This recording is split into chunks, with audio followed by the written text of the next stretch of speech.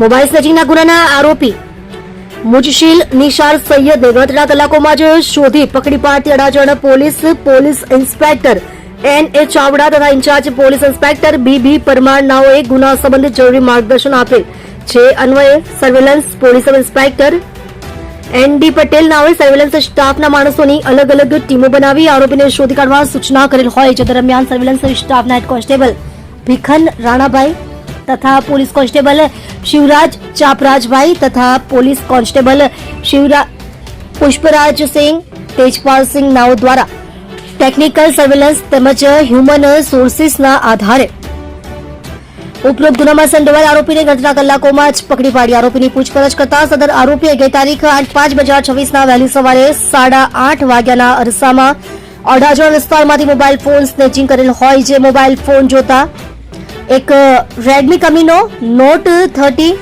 મોડલનો સફેદ કલરનો mobile phone જેની આશરે કિંમત ₹8,000ની છે. તેમજ આરોપીએ ગુનાના કામે ઉપયોગમાં લીધેલ એક કાળા કલરનું સુઝુકી કંપનીનું ઝિક્સર મોટરસાયકલ જેની કિંમત ₹52,000ની ગણી શકાય તે જે મળી કુલ કિંમત ₹60,000નો મુદ્દામાલ આરોપી પાસેથી કબજે કરવામાં આવેલ છે. જે મોબાઈલ ફોન આરોપીએ સ્નેચિંગ કરેલ હોવાની કબૂલાત કરતો હોય અડાજણ પોલીસ સ્ટેશનના મોબાઈલ સ્નેચિંગના ગુનાના આરોપી મુજમિલ નિસાર સૈયદ ઉંમર વર્ષ 23 ધંધો મજૂરી રહે ભેસ્તાન SMC આવાસ ડિંડોની સુરત શહેરને ગણતરીના કલાકોમાં જ પકડી પાડી કાયદેસરની કાર્યવાહી કરેલ છે.